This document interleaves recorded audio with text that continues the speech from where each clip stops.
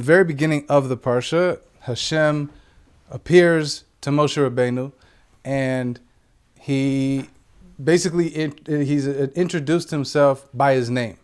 Okay, and so there's this whole new concept of Hashem being referred to as Yud K Vav K, right? We say Shem Havaya when we're describing the different names of Hashem, just to be kind of specific as to the type of relationship that we're referring to, right? So as Hashem reveals himself in certain ways, he refers to himself, or he's referred to in the Torah according to the nature of that revelation. Okay, so for example, in the beginning it says Bereshis bara Elokim. In the beginning, Hashem created, but it uses the term Elokim. Okay, so the word Elokim has the gematria, meaning the numerical value of the word Hateva, which means nature. So essentially, the creative aspect of Hashem is referred to as Elokim because that's the revelation of Hashem that's basically related to this physical creation. The everything that we can sense, all of everything in nature, science, everything that relates to knowing our surrounding and our existence is referred to by this name Elokim. So far, we've seen the name Havaya before, but not in relation to how his communication with the forefathers has been up until this point. So when he starts out with Va'era, he explains that he appeared to the forefathers as Shem Shakai, right? Shin and Dalet and Yud. And so the reason for expressing this new revelation of himself is that this is Hashem in his truest self. Okay?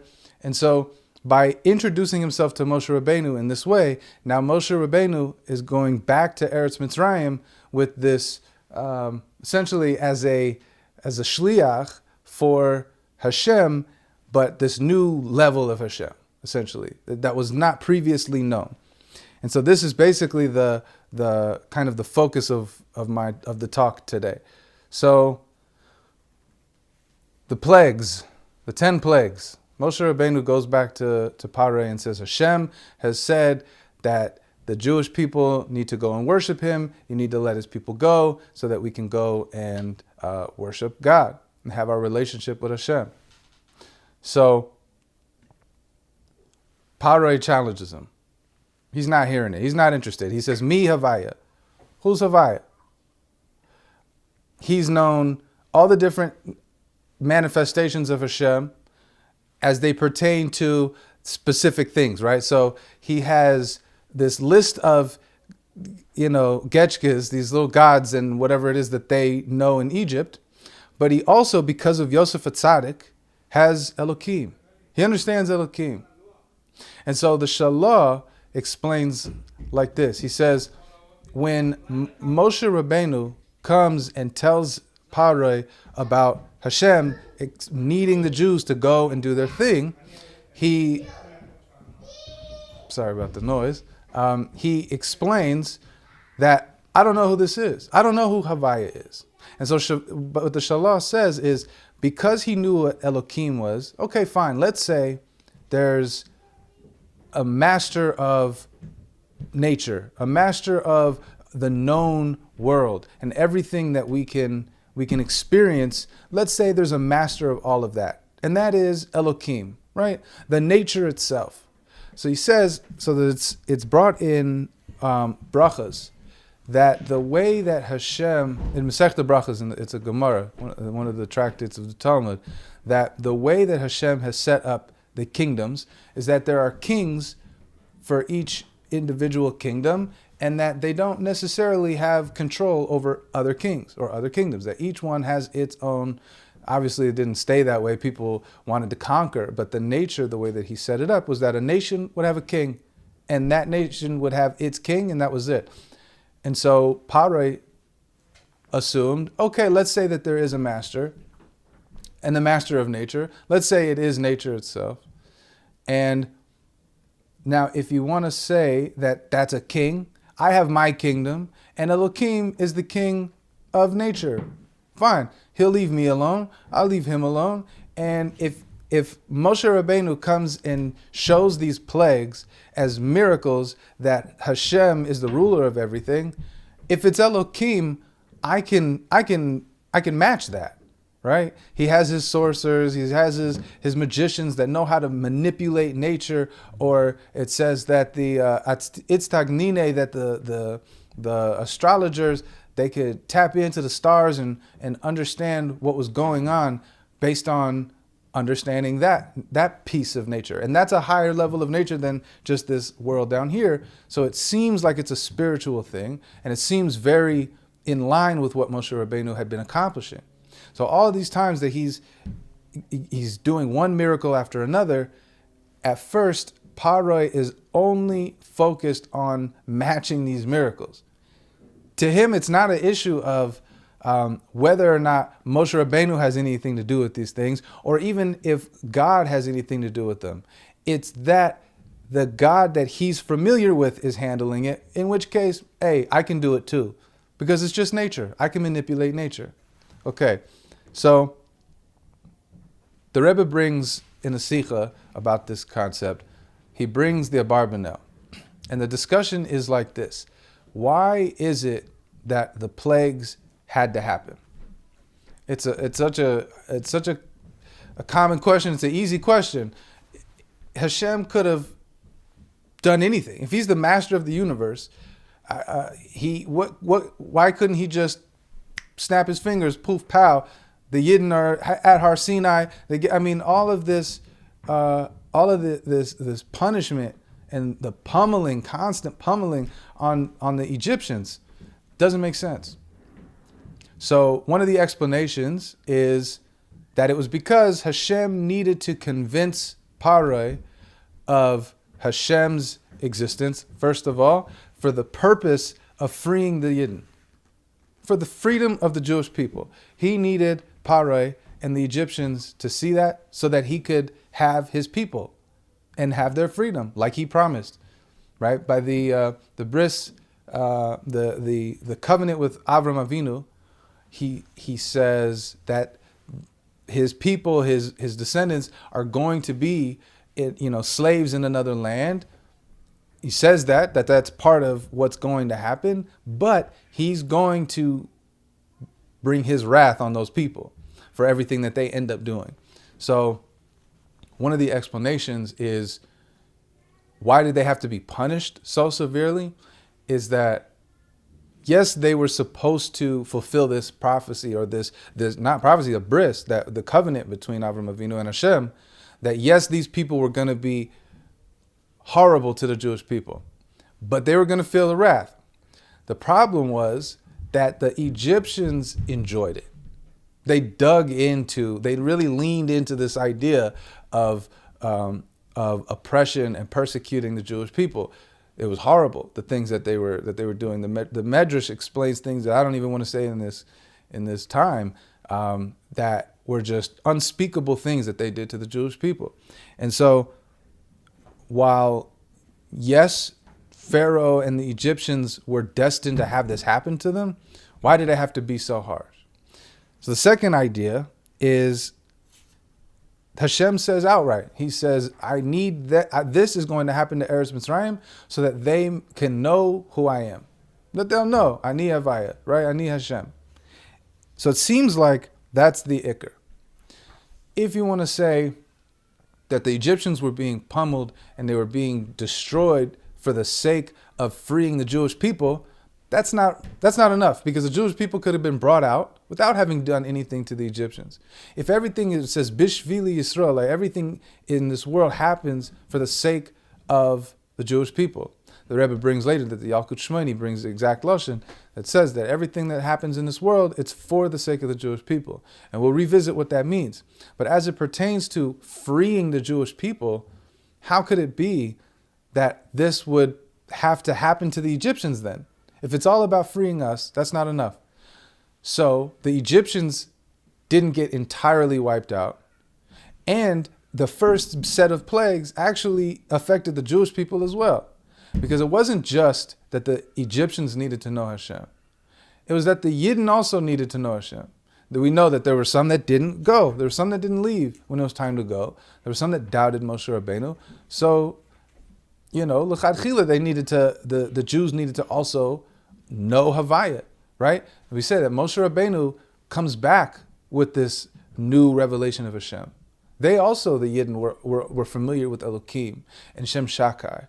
They didn't know this Havaya either. So he comes back and he's explaining to Paroi and to the Yidden that this is what's going to happen, and this is why, and this is who is causing all of these things. The Jews needed to know, and Eretz Mitzrayim needed to know, specifically Paroi. So here's an interesting issue. If the Egyptians needed to know, and it also needed to happen that the Jews were freed, why did Hashem harden Pharaoh's heart?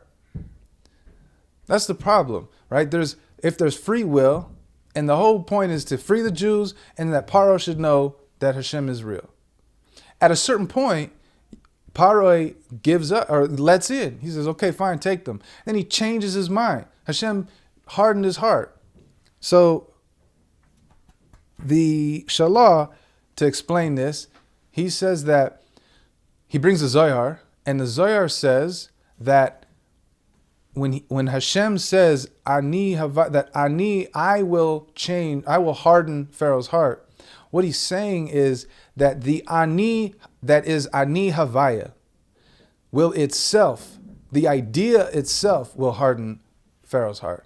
Not that Hashem taps in and changes his ability to have free will, but that the idea of Ani, the Ani Havaya, the idea that there is something that is more powerful, not just than the God of nature or than nature itself, but that there is something completely beyond nature and all of the known existence that can step in and completely manipulate nature as he sees fit.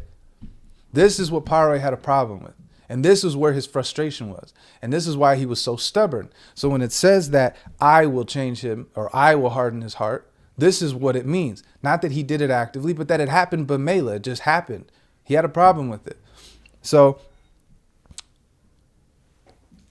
it's known that for those who are familiar with what a Haftarah is, that we read the Parsha, which is related to the Torah portion, but then because of, I'm not sure which bias this happened, I imagine the second, is Zman Bias Sheni, that, I'm pretty sure, the second Beis HaMikdash times that they outlawed reading the Chumash. They outlawed reading Torah. So what they would do is they would read a section of, a section of the Nach, right? There's Torah, Nevi'im, Chesuvim. So of the books that are not the Torah itself, meaning the judges, the prophets, the writings, they would take from this section something that was related to the Parsha, right? So for example, when we read about the fact that the plagues happened to Mitzrayim, so in our Parsha, the Haftarah is about when Ezekiel is told that look to Egypt and Paro because I'm going to, defeat them or have them defeated in the hands of Babylon. That Nebuchadnezzar is going to come and he's going to destroy Egypt. And it's because Nebuchadnezzar had done something earlier. And so Hashem says, so because of that, I'll give him this merit. But the reason is because of Mitzrayim and their actions and how they were, this is like a reed-like support to Yisrael, to the Jewish people. So this connection between the Torah and the Haftarah is this idea of Hashem punishing Mitzrayim, but even in both the Parsha and in the Haftarah, he says specifically that they will know that I am Havaya. They will know that I am Hashem. And so this idea that the whole purpose of any of this interaction, any of this engagement is for the sake of knowing Hashem. We see this importance that's there, that's underlying. And so the Sikha ends with explaining that the Haftarah ends specifically with this notion that when this war happens, that the people will now listen to the prophet. Because he prophesies about all of these things happening, this war happening, that when they all see that this took place, now they're going to listen to him. Now he has all the clout. What's interesting, though, the Rebbe points out, is that they already greatly listened to him for the most part. There was maybe a handful of people that didn't like what he had to say, so they challenged his authority. But it was only a select few. So if Hashem places such an importance on things happening in the world, even if it's a terrible thing happening in the world, just for the sake of a few people knowing his existence, how important it is everything that we do be for the sake of spreading the knowledge of Hashem, right? If he can create entire wars or all these 10 plagues just for the sake of knowing Hashem, every little thing that we do, every day of our lives, we can dedicate to spreading that light, to spreading the knowledge and the awareness of God. Because it's not everything good that happens is Hashem, right? And so the last piece of, it's actually not in this particular sikha, but it's interesting to note the very first mitzvah, or the first mitzvah in Rambam's Mishnah Torah, right? Moses Maimonides was a Sephardi Rishon, for those who don't know, one of the famous rabbis of the 11th century. He listed out all of the mitzvahs, both written Torah and oral tradition and everything, whether it's relevant in times of exile or relevant during the times of our Geula, our redemption, the first ones when we were actually in Eretz Yisrael with the Beis HaMikdash, or in the future, what's going to be, he discusses when Mashiach comes. And the very first mitzvah that he lists is the knowing Hashem. Yedias Hashem is the very first mitzvah that he points out. Now, the first mitzvah that gets introduced in the Torah, truly, we consider it to be HaChodesh Hazeh Lachem, which is next week's Parsha, where Hashem tells Moshe Rabbeinu to establish a calendar and start it with that month, which is the month of Nisan. So really, that's the first mitzvah that we consider. And also there are other things that come up before where we know about the mitzvahs, but we don't consider them as being an actual mitzvah until we received them from Har Sinai, from Mount Sinai. So once we receive the Torah and the mitzvahs are in the Torah, now we can actually apply them. But what's interesting is that Moshe Rabbeinu points out that the first mitzvah is Yedias Hashem, is to know Hashem. And that's from this Parsha. That Hashem is going through all of this, and the whole purpose of the Jews being in Mitzrayim and the slavery and the oppression and everything that they're going through is not just for their own sake and for their own awareness of Hashem, but that the non-Jewish world as well, that the whole world know, right? Egypt was the seat of civilization at that time. That was, America, like now, as an example. So this idea that this is the seat of civilization, that everybody knows what happens, what's going on in Mitzrayim, right? Everybody knows who the president is around the world. Everybody knew who Paroi was. Everybody knew Egypt and everything that was going on. So the fact that we went into Mitzrayim wasn't an accident. That also was Hashgacha Pratis, that was divine intervention from Hashem. And by the fact that Hashem is showing himself and proving to himself, to the world, that of his existence and his ability to be in the world as much as he is outside of the world and actually have an active role in everything that goes on, happened in Mitzrayim so that the whole world could know about it. And it happened through the Jewish people. So not just for the sake of the Jewish people, but for the entire world. And that's what the Rebbe is bringing here in this Sikha. And in fact, the Shalah also adds this idea that Hillel says a very famous line. It says that if I'm not for myself, who will be for me? And if I am only for myself, what am I? And so the Shalah says that just like Hillel has this famous line down here, that a person should say, I need to do for myself. I need to take care of myself. But if I'm only focused on myself, who am I? What kind of person is that? So Hashem does the same thing. Hashem, at this juncture in history, says to himself, listen, I'm Hashem, I do me. I do what I have to do. I'm a creator, and this is what I do. But if I'm not also expressing if I'm not also expressing my omnipotence to my creation, what good is that? What good is having the creation and having a relationship with it if it doesn't know about me and it doesn't know how much I care? So what do? He shows by interacting with us.